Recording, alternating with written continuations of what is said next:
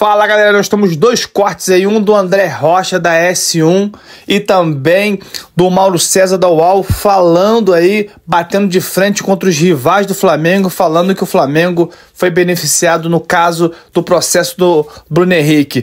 Mas eles esculacharam, vamos ver? Mas antes, já deixa sua curtida, siga o canal e compartilha para o máximo de pessoas que você puder. Moral que esses caras têm para falar alguma coisa do Flamengo. E é chato isso, né? Porque ficam fazendo essa comparação e aí você não pode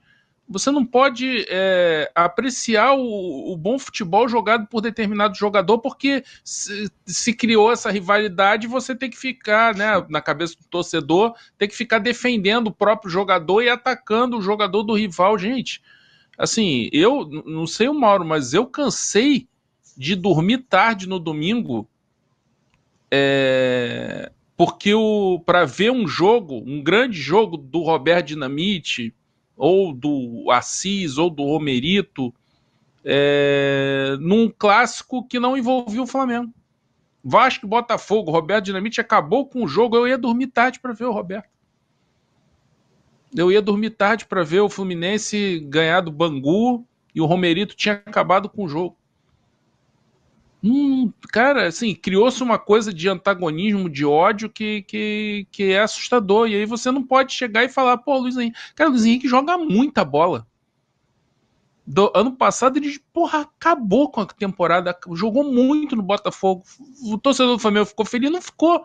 Mas é legal, cara. Assim, você não tem como evitar isso. Tá fora do seu controle. O cara vai jogar e vai jogar bem, vai ganhar e tal, ficar com raiva disso, assim, eu acho muito tolo. E uma coisa que eu queria falar, Alan, rapidinho, tentar ser o mais rápido possível, quando você ouvir essa coisa que tá aí na internet desde ontem, já deu graças a Deus hoje, porque você não torce para esse lixo, que é o Flamengo, porque o Bruno Henrique foi...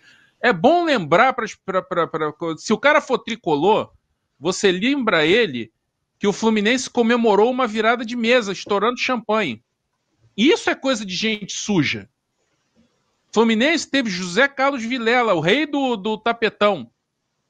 Também ele dava o jeito dele para beneficiar o Fluminense, tanto quanto os advogados do Flamengo deram o jeito dele para beneficiar o Bruno Henrique ontem. E, consequentemente, o Flamengo.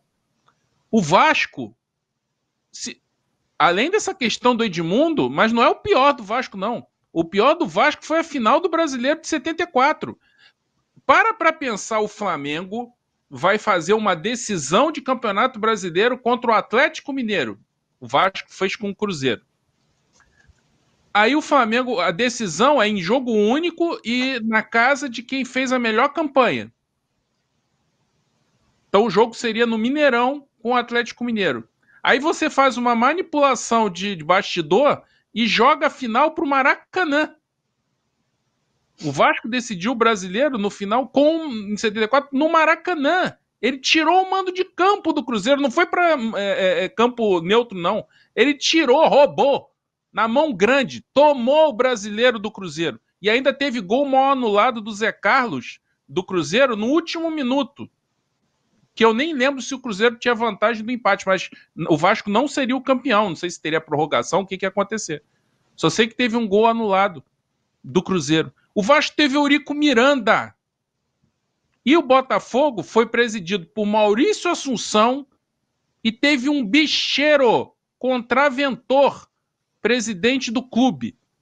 Que moral que esses caras têm para falar alguma coisa do Flamengo? Ou de qualquer outro clube. Todos os clubes grandes do Brasil se beneficiaram de poder público, de maracutaia, de esquema de manipulação, de virada de mesa. Todo mundo tem seus esqueletos do armário no futebol brasileiro. Todo mundo. Todo mundo já se beneficiou de algum jeito. Quando teve o poder... Quando esteve do lado dos poderosos, seja de governo, seja de CBF, CBD, etc., usufruiu disso e pisou na cabeça dos outros. Então, quando falarem isso do Flamengo, manda a merda. Não tem outro jeito de falar. sobre isso. Eu já li isso 10 vezes hoje no Twitter e eu não estou irritado só por ser Flamengo, não. Ninguém tem o direito de querer se bancar o paladino da moralidade no futebol brasileiro. Todo mundo tem sangue ou tem bosta na mão, suja. Todo mundo. Então, quando vierem falar sobre isso, sobre o Flamengo, qualquer um, é só pesquisar que você vai descobrir um esqueleto no armário. Muito bem. O Mauro, você também escreveu sobre esse tema no seu blog, inclusive li ontem ainda de noite, e tá aí, ó. Entenda por que Bruno Henrique do Fla pegou 12 jogos de suspensão e multa. E aí você põe aí, embora o Mauro ainda, eu vi ainda a revelia do Mauro, porque estamos, como todo mundo sabe, rompidos aí há alguns anos. Mas Mauro, por favor, explique aí todo o que você escreveu no seu texto. Bem, o texto não é uma opinião, tá? Eu procurei informações para tentar entender um pouco melhor esse caso, né? E lendo o inquérito, né? Que eu acho que pouca gente lê o inquérito. Você encontra realmente muita fragilidade no inquérito. Acho que esse é um ponto importante que não pode ser ignorado. Primeiro, eu queria deixar aqui, aí sim, uma opinião. Eu acho que o Flamengo não deveria jamais se envolver nisso, porque esse é um problema criado por jogador e parentes do jogador. O Flamengo deveria ficar à margem, e se o jogador é suspenso, o Flamengo para de pagar o salário pelo período que ele fica afastado. Porque ele não é obrigado a pagar o salário do jogador suspenso por uma questão como essa. Eu acho que deveria ser assim, mas não é. E vou além, o Juca falou que o time grande, não, quem tem dinheiro e contrata os melhores advogados tem sempre uma chance muito maior, né, de escapar de qualquer situação. Mas o inquérito, de fato, é muito frágil. Não vou ficar aqui citando item por item, porque seria muito cansativo. Quem tiver curiosidade e quiser se informar melhor, porque está bem didático, está bem claro, o texto está lá, um texto grande, mas o inquérito ele aponta vários sinais de que o Bruno Henrique teria passado a informação privilegiada para o irmão, mas não prova que ele passou a informação privilegiada para o irmão.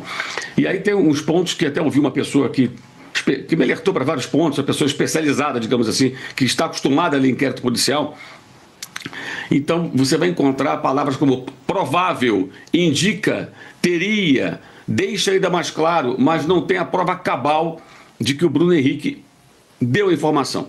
Aí tem o telefonema que ele faz para o irmão, depois que o assunto volta à tona e ele retoma o assunto, e aí o inquérito deduz que ele teria no telefonema passado a informação. Mas essa gravação não foi grampeada, não foi gravada, e a gente não sabe o que foi falado. Você pode imaginar qualquer coisa.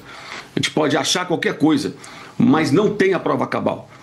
E foi aí que a defesa se apoiou e foi aí que eles conseguiram colocá-lo num artigo que tem como pena máxima 24 jogos.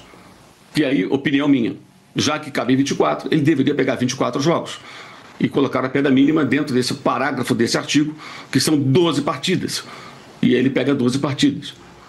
Mas não havia como, me parece, enquadrá-lo em algo que gerasse uma punição por um ano, para a vida toda, porque não há a prova cabal de que ele participou. O fato dele ter participado das conversas, dele ter dialogado, é o que o coloca numa posição realmente vulnerável que gera a punição. Agora, a gente não pode comparar de forma alguma casos como se fossem todos iguais, porque não são iguais. Perante os olhos do julgador, não vão ser iguais. Independentemente de gostarmos ou não, também não gosto da justiça desportiva, de quem forma o tribunal. É preciso que analise-se cada caso. E não é a trajetória do jogador que está em discussão.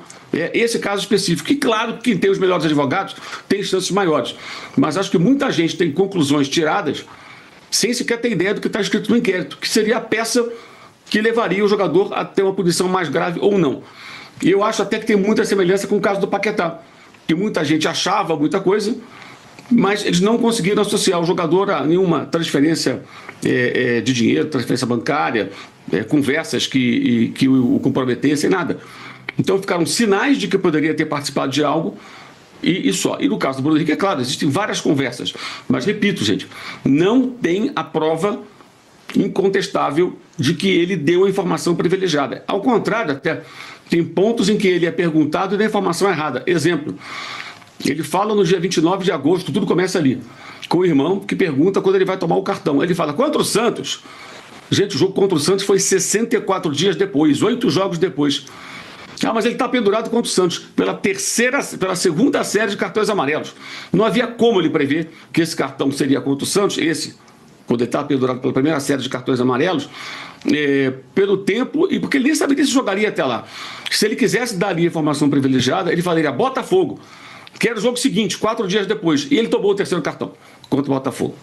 Então, o ponto é esse, isso não é uma opinião, tá? É informação. Tem nenhuma opinião do blog, é informação para quem quiser entender melhor o que levou a essa decisão. Acho que está bem explicado, está bem claro. Agora, a gente pode achar muitas coisas. Agora, a gente não pode condenar alguém sem ter a prova cabal de que algo se concretizou. Simples assim, é como eu vejo. Agora, acho que o Flamengo não deveria se envolver, acho um absurdo o clube se envolver. Os interesses do clube, eu acho que esse é um problema do jogador. E se o jogador for punido, suspende o salário enquanto ele estiver fora. É isso que deveria acontecer. E o Flamengo está envolvido, porque se fosse outro clube faria a mesma coisa, tentando contar com ele. E o detalhe, a priori ele cumpre isso no Brasileiro. Ele joga a Libertadores da América, né? A priori, a não ser que a decisão do Tribunal Brasileiro seja acatada pela Conmebol. Um advogado até me disse hoje cedo que isso não costuma acontecer, que não se lembra disso ter ocorrido. Então é provável que contra os Estudiantes, por exemplo, ele possa jogar. É isso, né? Aliás, eu estava ouvindo o Andrei Kampf, aqui nosso companheiro do UOL, que também é especialista, que é sobretudo especialista em direito, ele falando isso, né? Que essa punição não vale para jogos fora do país. Agora, então, uma coisa que eu não sei se a informação que eu ouvi está errada. O irmão dele joga futebol também. Sim, é amador, né? E foi suspenso por 12 jogos, no amador. Acho que achei curioso isso. Essa punição de 12 jogos para o Bruno Henrique, ela, quando você projeta para o futuro, eu sei que são casos diferentes, mas ela significa que daqui para frente vai ser mais fácil para todo mundo fazer esse tipo de coisa ou mais difícil? Então, porque agora ele vai ter um balizador ali, independentemente do que foi, do que não foi. Se envolveu, Eu entendo as diferenças realmente, né? Tem caso lá que você comprova que o jogador recebeu Pix e outro, o Bruno Henrique, não e tal. Então, realmente dá para você colocar diferenças no aspecto técnico do julgamento. Mas, para mim, e aí dentro dessas questões técnicas na justiça, você sempre tem um negócio que é o famoso precedente, ou jurisprudência.